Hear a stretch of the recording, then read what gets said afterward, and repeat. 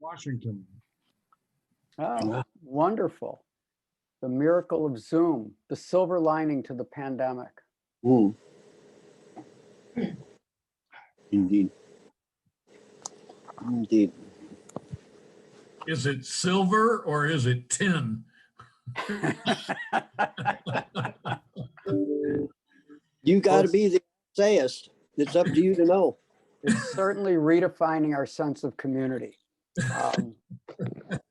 I know I have a pretty involved yoga practice, and when we all went into lockdown, we were all very concerned. Oh my God, we don't have the community. And then it turns out I now practice yoga on Saturdays with 180 people, and some are in Belgium, Sudan, Egypt, France, Germany. So it's actually broadened that community for me. It's a very interesting phenomenon. All right. Should we get started, Lizzie? Yeah, I was about to say, it seems like everyone is in from the waiting room. I'd just like to remind folks, try to keep muted throughout the event tonight so we can all hear the speakers. Thanks all. And I'll pass it over to David Boris. All right. Well, welcome everybody, and thank you so much for joining us. I'm David Boris, the current president of Chicago Area Peace Action, one of 7 groups organizing these 2 actions, this panel this evening, and tomorrow, if you're local in Chicago, there is a car caravan. You go on our website at chipeaceaction.org and you can find out all the information about where to go and when to be there. But ostensibly, we'll wind up circling Federal Plaza in decorated cars around 11:30 or noon. And if you gather up with us around 11 o'clock at the place you'll see on the website, you can certainly join us and bring some street presence to this work. Tonight, though, we're here to talk about a momentous event, I believe, the coming into force tomorrow of the treaty for the International Treaty for the Prohibition of Nuclear Weapons. I won't take up a lot of time. I'm going to walk you through this esteemed panel quickly and then turn it over to our equally esteemed moderator. So one of our panelists, Laura Grego, is a senior scientist in the Global Security Program at the Union of Concerned Scientists. Focuses her analysis and advocacy on the technology and security dimensions of ballistic missile defense and of outer space security. She's authored or co-authored numerous papers on a range of topics, including cosmology, space security, missile defense, and has testified before Congress and addressed the UN General Assembly and the UN Conference on Disarmament on space security issues. Dr. Grego is a technical advisor for the WMERA Manual on the International Law of Military Space Operations Project. She also serves as associate editor of Science and Global Security and is a delegate to the American Physical Society's panel on public affairs for the Forum on Physics and Society. So thank you so much, Dr. Grego, for taking time to join our group to talk about this and start to instill some advocacy around this topic. We also have Tara Drozdenko.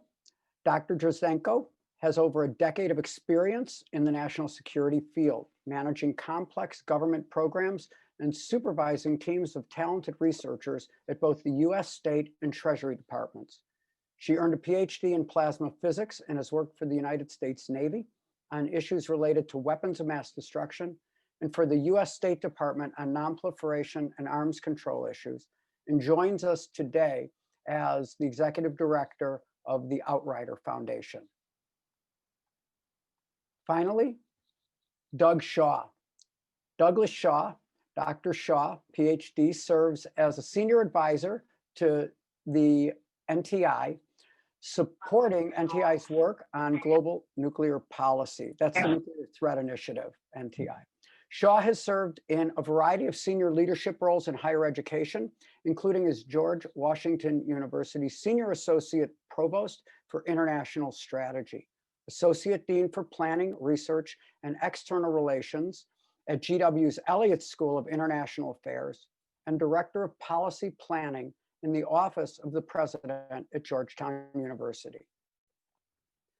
He's also served in leadership roles in several non-governmental organizations, including Physicians for Social Responsibility, the Lawyers Alliance for World Security, College Bound, and the Workers' Rights Consortium.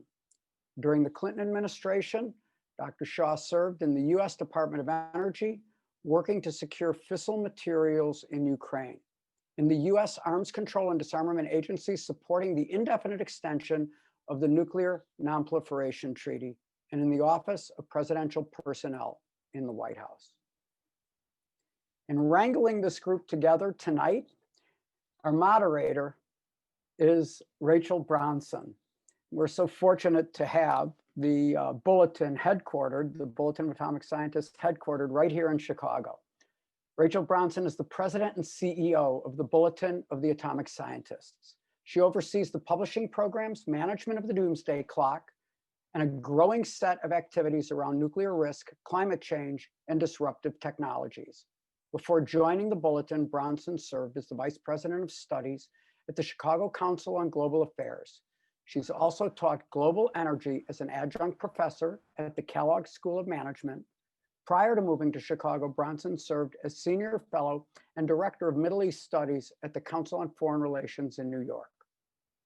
Earlier positions include senior fellow for international security affairs at the Center for Strategic International Studies, fellow at Harvard University's Belfer Center for Science and International Affairs, and adjunct professor at Columbia University.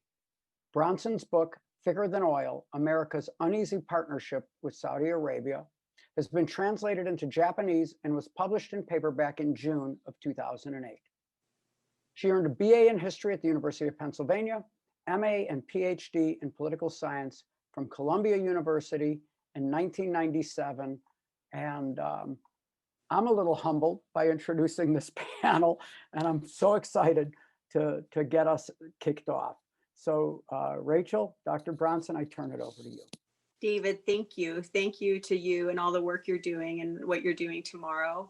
And thank you to UCS for driving this, and to other organizations who participated in making it happen. Really appreciate the opportunity, especially on the eve of the treaty coming into force tomorrow. So to start us off, I'm going to kick the first question to Tara to help set the stage and make sure that we're kind of all on the same page. The TPNW, what it stands for, how we got here, and a quick kind of run up. This is an educated crowd who knows it, but let's get us all on the same page. Maybe we'll spend the first few minutes with each of the panelists on setting the stage, and then we'll dive in a little bit. Tara, thank you for agreeing to take the first question. Yeah, sure. And also I just want to say thanks to everyone for joining us tonight. So the TPNW is the Treaty on the Prohibition of Nuclear Weapons. I will probably say ban treaty throughout the evening just to shorten that up. And this is a treaty that's been more than a decade in the making. And it was a partnership really between a lot of NGOs and non-nuclear weapon states that were frustrated with the lack of progress that the nuclear weapon states were making in disarmament. And so they banded together and had a series of conferences and eventually moved, this movement pushed through the UN a treaty banning nuclear weapons. And it was driven in large part by countries that aren't nuclear weapon states. So that's my summary of what's going on here. Great, and thank you. And so could you talk just a little bit more about the non-nuclear powers kind of pushing this through, the grassroots activism behind that, and then maybe just highlight who's not involved, who hasn't signed on? Right. Well, we're just maybe over 50 signatories, so there's quite a few countries that haven't signed on, but notably, none of the nuclear weapon states have signed on to the treaty. Countries like Brazil, Egypt, Ireland, Mexico, New Zealand, and South Africa really shepherded this treaty through the UN process, but there were other countries involved as well. I believe that Austria and Indonesia had some roles at certain points. And it's a bit of a power shift when it comes to nuclear weapons policy. And quite frankly, that's, I think, been hard for the US to accept, that there's this reversal of roles going on. where you have these non-nuclear weapon states sort of telling the nuclear weapon states, no, this is how it's going to be. We are going to say, create a very strong global norm that nuclear weapons possession is not okay. So that, I think, is really a significant thing about the ban treaty coming into force, that we see this sort of power shift in terms of, U.S. global hegemony trying to tell everyone what to do. Well, we've got some other countries saying, no, that is not the way things are going to be. So it's pretty revolutionary. Great. When we had our kind of pre-discussion on this, Laura, my plan had been to go to you next to talk about U.S. policy, but actually I'm going to hold you off for next on that, because I think it'll follow more naturally after turning this question to Douglas. Doug, we talked about this just earlier. One of the things that I think is so fascinating about this discussion is that many organizations and many non-proliferation experts who you would just assume would be behind the ban treaty and pushing it forward aren't. In fact, the non-proliferation community is a bit undecided or conflicted about this. And I thought it would be useful just to get that on the table and give you a little time to talk that through about where does this conflict come from? Why is the non-proliferation community somewhat mixed on this? And then your view on this of how it's being either misunderstood or why, notwithstanding those concerns, we should really get behind this. Could I give you that big question next? And then Laura, Sure. I'm going to turn to you on the US policy and weave your comments in on this as well. Sure. Well, I think the confusion and disagreement comes from the fact that the different observers are coming from different perspectives. Nuclear arms reduction is very difficult, and it's something that the nuclear weapon states committed to very clearly and explicitly in the Nuclear Non-Proliferation Treaty, to negotiate it into the arms race and toward the elimination of their weapons. And as Dr. Drozdenko noted, the non-nuclear weapon states, who are the vast majority of UN members, are frustrated with the performance of the nuclear weapon states. And the NPT isn't the Non-Proliferation Treaty, the agreement by which most of the states in the world agree not to seek nuclear weapons. It's not, handed down from the heavens. It's a negotiated agreement that's this year at twice its design life. It was negotiated in the 60s to enter into force in 1970 with a 25-year performance period, at which point it would be renewed. When it was renewed, it would be open to renewal. When it was renewed, the nuclear weapon states committed very explicitly to a number of steps towards disarmament that they have not taken. I'd call out particularly a comprehensive nuclear test ban treaty by 1996, which is still not in force today. So that the frustration is very understandable. But I view the ban treaty's entry into force for the United States as a practical opportunity to a very practical problem, which is how to engage the non-nuclear weapon states in a constructive way. The Non-Proliferation Treaty is reviewed every 5 years. We've delayed this last review because of COVID. It's going to now be sort of late summer or in the fall of 2021. The United States needs to have something to say with regard to its performance against Article 6, the obligation to disarm. And the good news here is that there's a pathway that's been opened by these non-nuclear weapon state party members who are now going to be parties to the ban treaty. They are demonstrating performance against their shared obligation to nuclear disarmament. And I think the United States would be well served to embrace that. The other nuclear weapon states as well would be well served to embrace that as a positive signal of demand for progress towards nuclear disarmament, rather than reject it as somehow erosive to their alliance relationships. Well, and just to push on that just a little bit. So I think that one of the places that the nuclear states can focus on, right, is to say, look, The NPT, this is the most signed on agreement of all international agreements.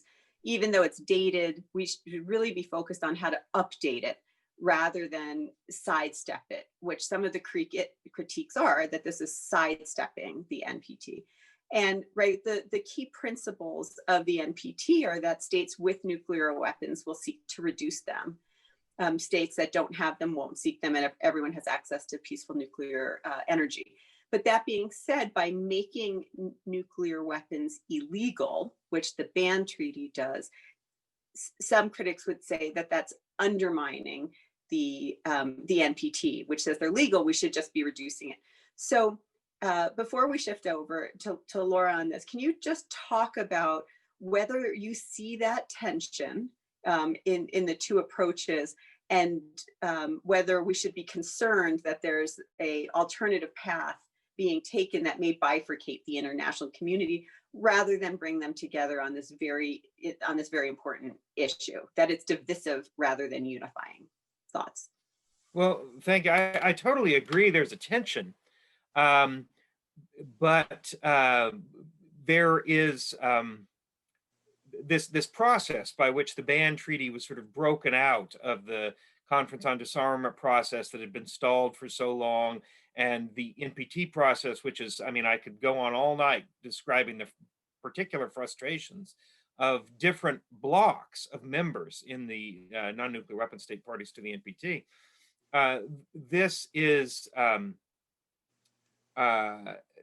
it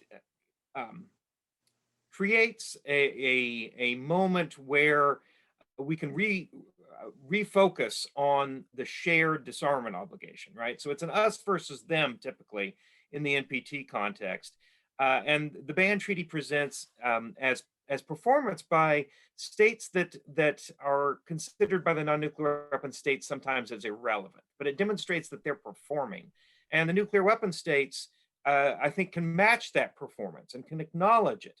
I think we've had a lot of very reactionary response. And if you play that out, it takes you to a very bad place, right? So for example, if you say, well,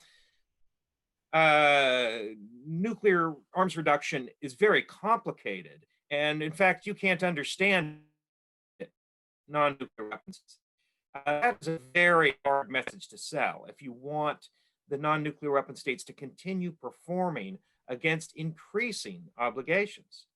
And so, I just think that's there's no pathway to an improved quality of non-proliferation agreement down that road. We've got to do something, and this gives us an opportunity to react positively. Great, thank you. And just for everyone who are joining us tonight, just some procedural or housekeeping. We will reserve time for Q&A. Drop your questions into the chat. We can all see the questions. I'll try to get to as many as we can tonight. So as you think of things, I will open it. I'll take a look at what's in there in a few minutes, but feel comfortable doing that. Laura, let's turn it over to you. We're kind of talking about this, this really important international agreement that's coming into force tomorrow. Give us the update on where the U.S. is in our debate on key issues and how they may or may not relate to what we're going to see tomorrow. Sure, thanks, Rachel. And again, thanks to everybody for coming. I'm just going to identify myself as a Midwesterner too. It's the only place where my car actually froze to the ground. I've lived lots of cold places, but Chicago was the peak. So yeah, I think the success of the ban treaty came as a bit of a surprise to people in the nuclear security community in the United States. Like at one of the major conferences in 2019, more than a third of people thought there was a less than 10% chance it would enter into force by March 2021. And it did, right? They were successful. And I think it goes to the idea that we need to challenge the one-dimensional view that our allies only care about a more aggressive nuclear policy to protect them. They are under a lot of domestic pressure. A lot of people want to get rid of nuclear weapons, and the ban treaty has really catalyzed the communities there. So I think the United States could take some real policy steps, and allies would probably appreciate that, the US taking leadership. You know, so the US might not be ready to sign the ban treaty. It's really an effort to be creative about moving towards disarmament goals. And a lot of the US policies are, as probably everyone here knows, artifacts of the Cold War and could be changed. And we would be safer if we did. I think probably the last couple of weeks really highlighted the policy of sole authority over nuclear weapons. The choice to use nuclear weapons is authorized, a single person is authorized to make those decisions, and that's the president. And they are not required to consult with any advisors before issuing a launch order. I mean, they can, it would be customary, but they do not have to. And once the order has been given, no one in the Defense Department, Congress, or the judicial branch can lawfully prevent that order being given. And that is the case whether you have a capable, thoughtful president or a reckless and impulsive president. And the US system was designed specifically to remove obstacles for speed of launch. And that came about because it was designed so that the US could respond quickly to a Soviet nuclear attack. So a lot of these policies are old and could be sort of rethought. The system, you know, was set up was not really addressing the possibility that a president might decide to unilaterally launch a first strike against an adversary. And so, but this system of control known as sole authority is not the only way to handle launch decisions. In fact, other countries do it differently. Other countries have a different chain of command, which are distinctly less risky than sole authority, and could provide safer models for the United States to emulate. In the United States, legislation proposed by Senator Markey and Representative Liu would require a declaration of war by Congress before the president could order the first use of nuclear weapons. There are other models. My colleagues at UCS published an article in the Bulletin, thank you, Rachel, which laid out one possible model for that, where the president, where two other people in the chain of command would be required to be consulted and agree to a nuclear strike to elected officials who couldn't be dismissed by the president. I mean, and the haste with which decisions are made are largely driven by the US keeping its land-based nuclear armed missiles on high alert. And that is unnecessary and risky. And that is another policy that we should be thinking about changing. And that strategy was meant to ensure the ability of the US to retaliate after a large-scale nuclear attack by Russia that would be designed to disarm nuclear weapons. Those attacks are, you know, not the biggest threat, not the most likely path towards nuclear war today. Most people assess that it's mistaken mistakes. And so having a high alert policy can create higher risks. So looking at a high alert launch on warning policy, that is something we should absolutely reconsider. And the third policy, which is the first use of nuclear weapons, or what is the purpose of nuclear weapons? The policy for the United States is that it retains nuclear weapons primarily, but not exclusively, to deter and, if necessary, respond to the use of nuclear weapons by other countries. It has always reserved the right to use it, for example, in response to a non-nuclear attack by Russia, China, or North Korea. But certainly if we use nuclear weapons on those countries, we would have a nuclear retaliation. Moving to an exclusive policy, sole purpose. So the sole purpose of nuclear weapons for the moment, while they exist, to be deterrence or to respond to a nuclear attack would make us safer in a number of ways. It could reduce the risk of miscalculation during a crisis. Russia and China and North Korea would know that we have a policy not to strike first. It would strengthen the NPT, the Non-Proliferation Treaty, that Doug was mentioning. Non-nuclear states are increasingly frustrated with the failure of the US to fulfill their treaty obligations. Again, a step like this could really be a signal that the US is taking it seriously. And going to a sole purpose or no first use posture would reduce the risks associated with that sole authority posture. So they would work together. So it would a no first use policy would remove the president's option of ordering the first use of nuclear weapons. So those are nuclear policies which are within the purview of the executive branch and which could be, with the consultation with allies, but they're really, sensible next steps that reduce risks. And I think other countries would see the U.S. taking these good faith steps and living up to its promises. So let me just kind of play the critic on this, and that our allies would want us to sign on, and how we might think about managing alliance relationships. And Laura, I want to pick up on what you just said. So if you have thoughts, certainly let's loop back to that. Tara, if you have thoughts, I'd love you to add on that. So looking at this, I think it would be kind of that there's a notion out there that our allies would like us to sign on to something like that, but none of the major allies, our NATO partners, Japan or others, have signed on to this. So we haven't seen them pushing the U.S. to take a lead on the ban treaty. In a sense, they haven't signed on.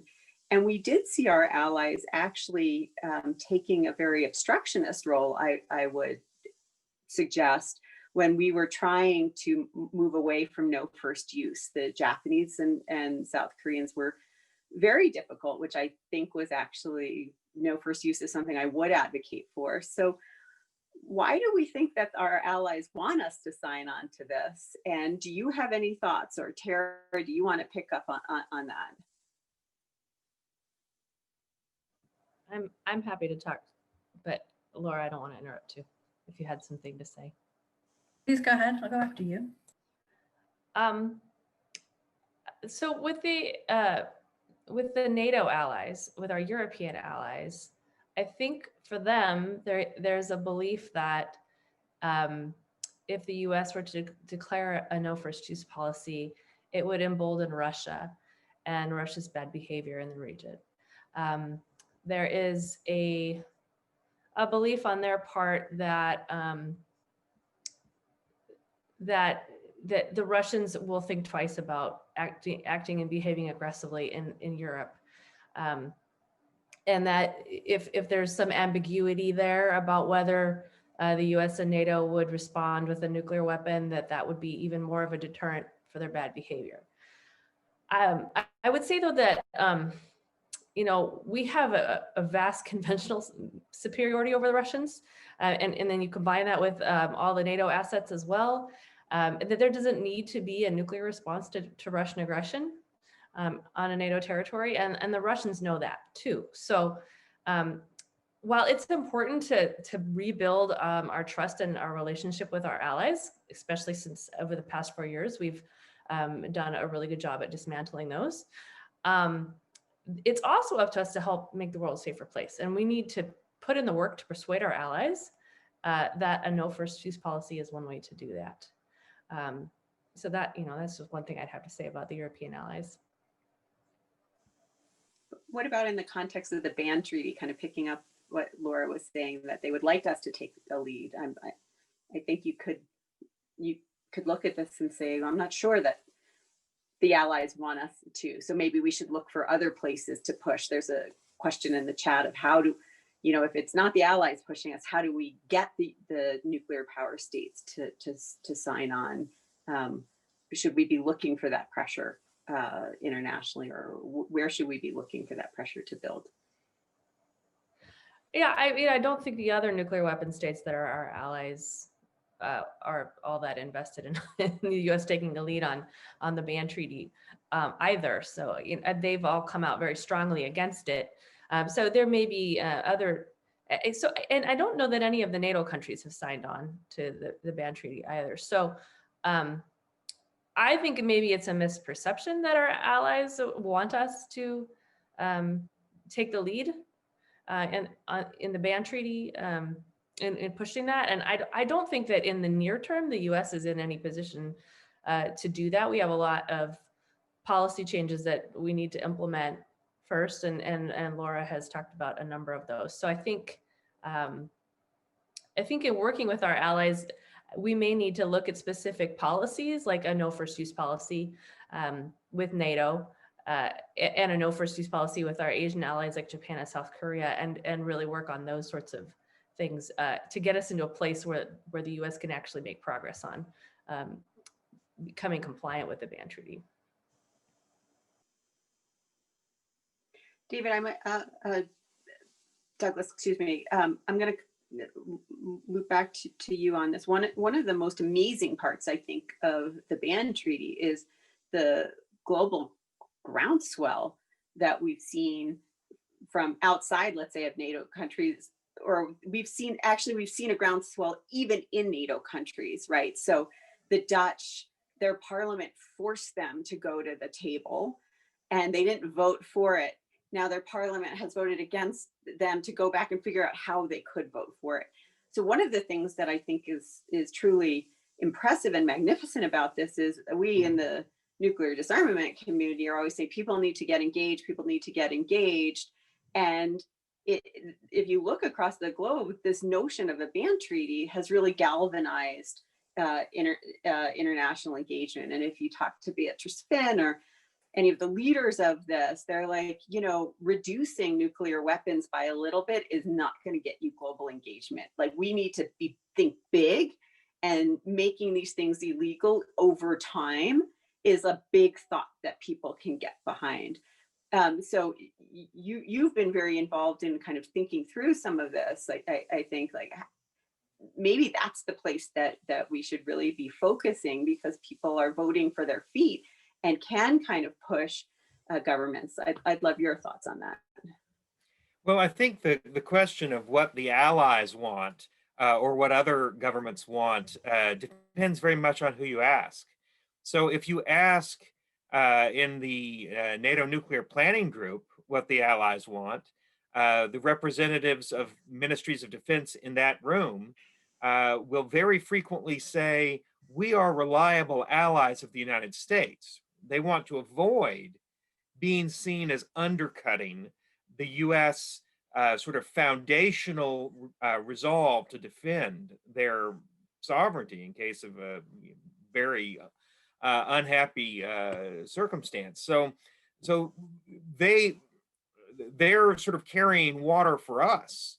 And so if the way the question is asked matters very much. If you ask it to politicians, to people who are responsive to the electorates in our European allies, you get a very different answer than you do if you talk to ministries of defense. And so I think that's the question. I think the ban treaty is a clear and simple idea that you can engage people around. And rejecting it for complicated reasons, I don't think is a winning strategy. I think you need to engage it and get a better quality of agreement than simply the reflexive commitment to be a reliable ally of the United States and rubber stamp whatever the United States suggests. Great. I'm mindful of time. I'm going to turn shortly to some of the questions in the chat, which follow up well on this. But before we go, Tara, I have a question for you in terms of other issues. But before we get to that, let's just very quickly talk about New START. I'm just going to we're throwing a lot of things in, but there's been a strong push on the US side in terms of the arms control community to say that the first thing that the Biden administration really needs to do is extend New START. This is the last remaining treaty between the bilateral treaty between the US and Russia. Does anyone want to take just the next question? Laura, I don't know if you want to jump into on this, but the importance, and it looks like the Biden is quite interested, the administration, in extending New START. Do you want to just talk about its importance? And then Tara, I'm going to come to you, and then we'll open it up to discussion. Sure, thanks. The AP was reporting today that the administration was going to agree today on a 5-year extension. It's a clean extension, meaning no other conditions. So of course, the New START is important because it is the last remaining the last remaining treaty on US and Russian nuclear weapons. So that's a great floor, but we don't want that to be the ceiling. That we want this to create room for the next round of arms reductions. And the next round is going to be much more challenging because there are more challenging issues on the table. The United States would like to talk about tactical nuclear weapons, and the Russians would like to talk about missile defense. And those are difficult, charged things.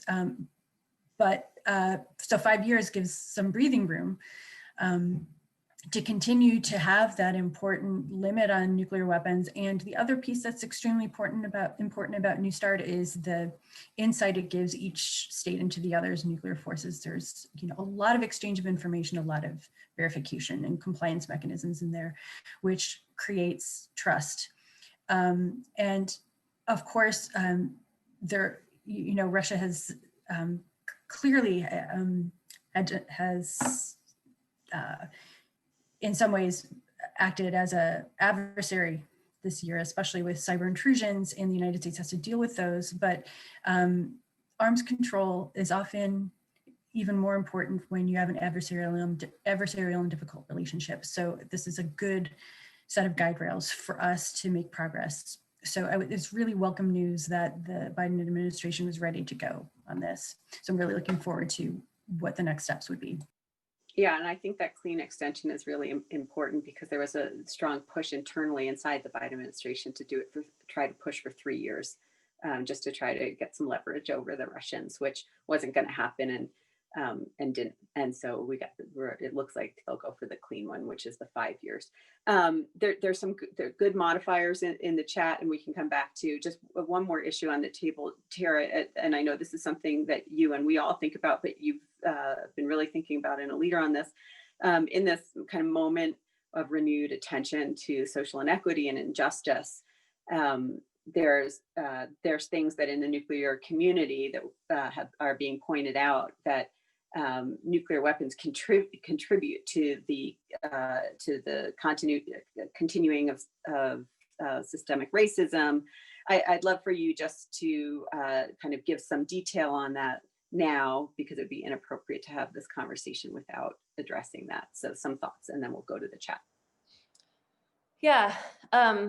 So, at least in the US, 2020 has been a very interesting year, and it's become really clear that there are a lot of ways to be insecure. And we've had a lot of activity in the US addressing some of those other ways, like police violence against Black Americans, threats to our democracy, and then you've got climate change going on too, all the wildfires in California and hurricanes in the Gulf of Mexico.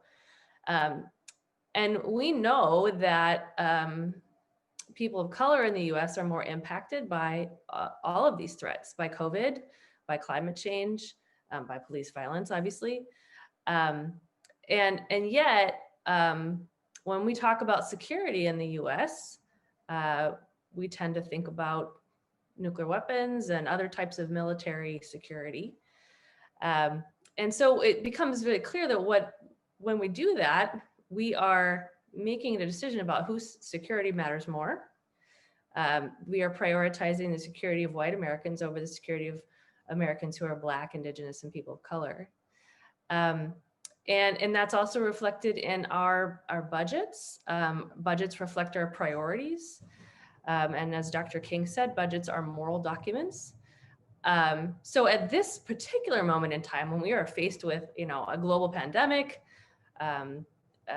racial injustice, climate change, and all these other things, the U.S. military and nuclear budget is not just ill-advised; it's immoral. And so, if you add the fact that we know that nuclear weapons programs also disproportionately impact marginalized communities, the Navajo Nation is one place where that's very clear. The uranium mining there has contaminated the land and the groundwater. The cancer rates are much higher among the Navajo.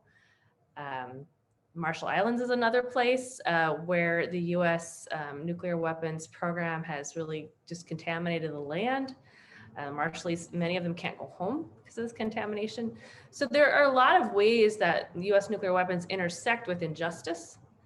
And I think it's important for us to start reckoning with that and re-articulating what it means to be secure. And also thinking about whose security we prioritize and how we spend our money to make all Americans secure, not just some of us secure. So, yeah. Great, thank you, Tara. Okay, and happy to take any questions in the chat on that too. So now we turn it over to there's a great conversation going on a number of issues. So forgive me in advance if we don't get to all of them. Who'd like to speak from the panel to speak on verification issues? The nuclear ban treaty, aspiring to making it illegal. Obviously, key issues of verification are important of that. Laura, you brought it up in terms of extending New START, need to continue to have eyes and ears on the ground. One of the challenges of pulling out of the JCPOA is the effect it had on verification. Would anyone like to take a question on how we should be thinking about verification in the ban treaty and how the ban treaty folks are thinking about it? I'm not an expert, but I can take a crack at it and invite you all to comment too. I mean, we do have plenty of experience with compliance and verification mechanisms and other treaties, as you mentioned, Rachel. And I think a lot of smart people are working on different and other instruments around verification that will be useful. I think that will not be the deal breaker. You know, it will be some time before we get to that moment, but we have not only the types of compliance mechanisms associated with New START, we have a whole organization that's associated with the Comprehensive Test Ban Treaty that monitors whether or not nuclear explosions are happening. There are technical solutions, and many of them, it's not just technical issues, it's political will and the acceptance of intrusive inspections and things like that, which really depend more on political will than they do on technology. I think that we shouldn't get distracted by thinking that it would be impossible to verify. I think that that's not the issue. I don't necessarily want to speak for ICANN, but I don't think that the ban treaty was intended to lay out all the verification measures. I think that the hope was that countries that were disarming would work that out and that they would build on the ban treaty. So, I don't think that was necessarily the purpose of it. Yeah, I just observed that I think that that's the debt of the nuclear weapon states to the world. We promised it in the Non-Proliferation Treaty that we would negotiate in good faith, and I think that means that the heavy lift of the development of technical means of verification that makes nuclear disarmament possible is implied. That is our lift, and the United States should lead it.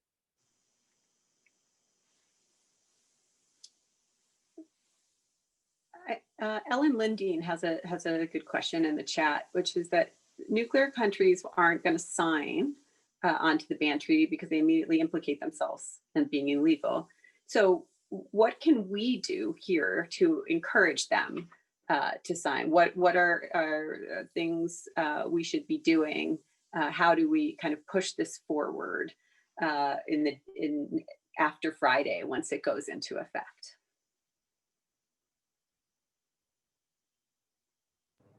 Any of the panelists can certainly jump in on that.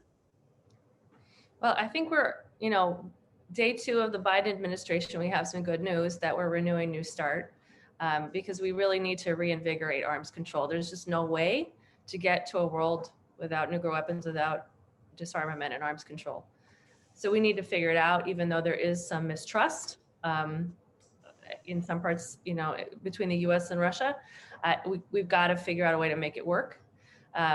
So I think really continuing to pursue and press our government to reinvigorate arms control is one way. And then Laura mentioned all these other really great policies, no first use, ending the president's sole authority, taking our weapons off a hair trigger alert. All these things bring the US closer to being able to sign that treaty. So I think those are all important. I'd add to that. Thanks, Tara. Those are good points. I think this opens the possibility or the mandate for the United States to start to be really creative about figuring out how to wean itself off of nuclear deterrence. I think the nuclear ban treaty was really a call to show that while nuclear armed states look at nuclear weapons as a guarantee of security, other countries see nuclear weapons as an obstacle to human security. A fundamental difference. And the more that the activist community, the more the concerned community looks at nuclear weapons and continues to emphasize the stigma of them as inhumane and illegal tools of war, to continue to create that pressure, I think that helps take these, they may not be as satisfying as the United States signing on to the ban treaty, but they're concrete, important steps, like eliminating sole authority, like taking weapons off of prompt launch status, like, so making these policy steps. So to create the pressure to take incremental but real important steps, I think the ban treaty creates a vehicle for doing that. And thanks, Tara, for mentioning the equity aspect of this. The ban treaty was, included the voices of the global South and communities of color in a way that many treaties and instruments of nuclear policy have it. This is a call from the rest of the world, and we should be listening and see it as an opportunity. The fulcrum of the NPT is that my nuclear weapons provide me security, but yours do not. And the tension in the NPT and the unwillingness of the non-nuclear weapon states parties to forever accept the failure of the nuclear weapon states to make progress has a vehicle in the NPT, right? They have a moment every 5 years where they can discuss this. And that's a really good thing for everybody. We have an opportunity to have this out in the delegates lounge at the UN, as opposed to through unrestrained development of nuclear weapons everywhere. And I think it's very much in the interest of the United States that we satisfy the world that we are taking our obligations seriously, and we maintain this general rule against generalized arm race.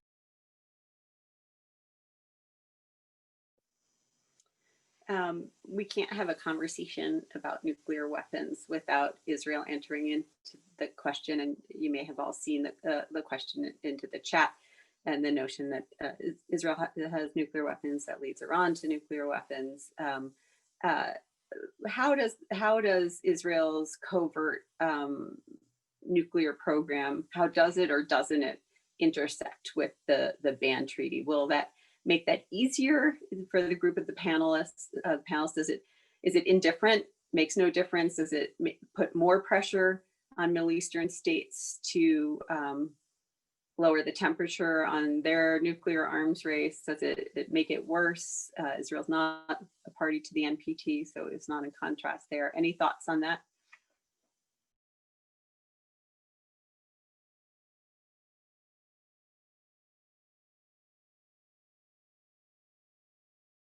Well, I just offer that I partnered with the Institute for National Security Studies in Tel Aviv a few years ago to discuss, to host a discussion with scholars from around the region on the idea of a weapons of mass destruction free zone in the Middle East, and they brought a lot to the table. There was thick discussion of areas where progress can be made. And I think that's what we should emphasize. I mean, there's some difficult issues there, but I think that there are things like biosecurity, particularly, where progress is promptly possible.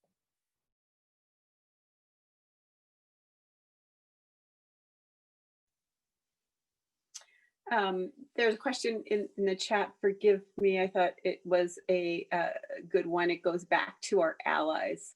And I want to go back to the panel on this because I think it's an appropriate one. which is I gave examples of where local citizens were pushing their governments. But in the chat, the question also points out how much work the US and other nuclear states have, how much pressure they've put on their allies not to vote for it, and that it's that their allies are our allies, and others around the world are also bending to US pressure to not sign on to that. I think that's really important that we have that in the conversation. Definitely happen.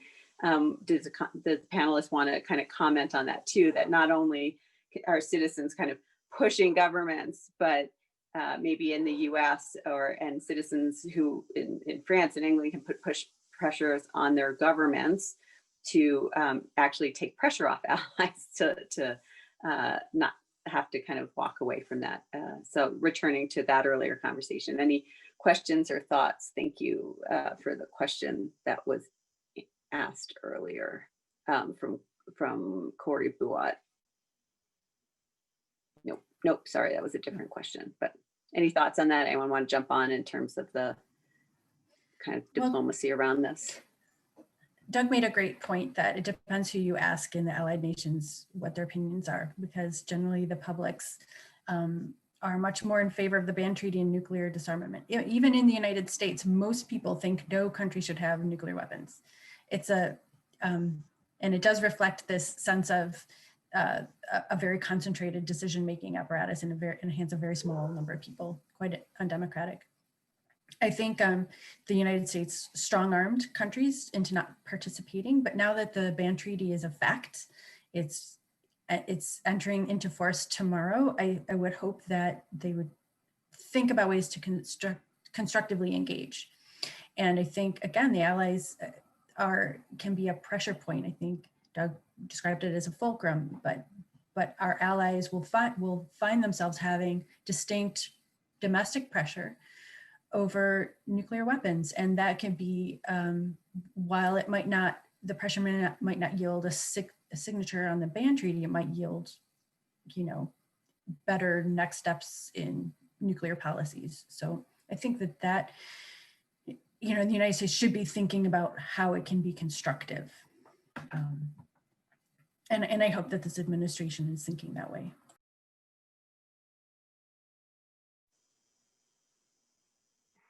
So as we come to the end of our time, David Combs, I'm going to pull you out from a kind of cold call you on this. So I know UCS is working very actively across the country, maybe perhaps the world, to mobilize grassroots support. And so conversations like this are very important. But do you want to take a moment to talk about what UCS is doing? You're their Midwest representative, so this kind of local engagement is really important. I think everyone here would probably love to hear UCS's outreach on these issues. Do you want to take a moment to share that? Sure. Thank you, Rachel. I see a lot of familiar faces, but for those who don't know me, my name is David Combs. I am the Midwest organizer with the Union of Concerned Scientists. And I also just want to call out that, so many of you on this call are colleague organizers with other organizations. So it's so wonderful to see you. But yes, we have tried for the past couple of years and are now renewing these efforts in the new administration to follow that old axiom of making all politics local, of having these conversations and doing advocacy around the reforming of nuclear weapons policy in the US at every level. Of course, we are doing the sort of traditional advocacy that you'd think of advocating to Congress and to the new administration, but also via a coalition that many of us have been a part of called Back from the Brink. We've begun to take this effort to the local and state governments as well. I think for those of us who are in the Chicago area, you might have heard just about a year ago that Evanston, Illinois, just to the north of the city, passed a resolution calling for many of the policy changes and reforms that Laura and Tara and Doug and Rachel discussed this evening, and ultimately called for the overall abolition of nuclear weapons, which is in the spirit of the ban treaty that we've been discussing this evening. And now, going into 2021, we have a whole new world. Tomorrow, the world changes because the treaty enters into force, which means we no longer have to advocate for something or talk to our leaders about something that is hypothetical or that could exist in the future, but a reality that does exist for many parts of the world. In addition to that, of course, we're going into a United States that has a new federal government, and in many places, a new state and local government. And so we're going to hit the ground running this year and do what we can to have every leader at every level make their voice heard and let our Congress and presidential administration know that it is time for the US to take some real tangible steps forward. And I see Sean Meyer, who's also a colleague at UCS, dropped the link in the chat there, preventsnuclearwar.org. If you check out that link, that's a website for this Back from the Brink Coalition. It gives you some more details. You also can feel free to reach out to myself afterward if you'd like to talk more, or any of our Peace Action colleagues that are also on this call, like David Boris or Lizzie Turner. Thank you, Lizzie, by the way, for managing all the technology for this call. But it is going to be a year full of opportunity to get engaged, especially here in the Midwest. Great, thank you. And David Boris, maybe we'll finish off where we started. Let me throw it back to you, and you can remind everybody about what you have going on tomorrow and any parting words from us. And then I think our discussion here is probably coming to a close. Sure. Let me just give a quick shout out to the 7 organizations that put this and tomorrow together, not only Chicago Area Peace Action, but Chicago Area Fellowship of Reconciliation, the Chicago Committee Against War and Racism, Chicago Physicians for Social Responsibility, Nuclear Energy Information Service. I know Dave Kraft is on the call. The Union, of course, and Voices for Creative Nonviolence. So Lizzie, I'm going to ask you to just say quickly where we're gathering tomorrow. No, I'm not. Just go to our website, shypeaceaction.org, and you'll see where to go tomorrow if you want to join us in the car caravan. We have the signs, we have the tape, we have everything you need. All we would like is your vehicle and show your presence. And we can make a nice little splash driving around the offices of Tammy Duckworth, who does serve on the Armed Services Committee, and Dick Durbin, who we're fortunate to have in Illinois as the #2 guy in the Senate. Virtually everything that's going to happen on nuclear weapons policy is going to be advised and consented by the United States Senate. It's important that we keep reminding them, and we will keep you posted. We're developing a campaign around this. We know we're not going to get the United States to sign the TPNW tomorrow or next month or probably even next year. But we know that we can push people like Dick Durbin and Tammy Duckworth with enough public pressure to move us toward no first use, to move toward cutting back on the nuclear modernization program, which is a travesty and way expensive. And we think we'll even get Republican support, fiscal hawk Republican support on redirecting some of that funding. Even if they want to redirect it still into the Pentagon budget, at least we can get it away from the development of new nuclear weapons. So stay tuned. We'll keep you posted. shypeaceaction.org. And thank you so much. And thank you so much, Rachel, Tara, Laura, Douglas. This was more than we could have hoped for. Thank you.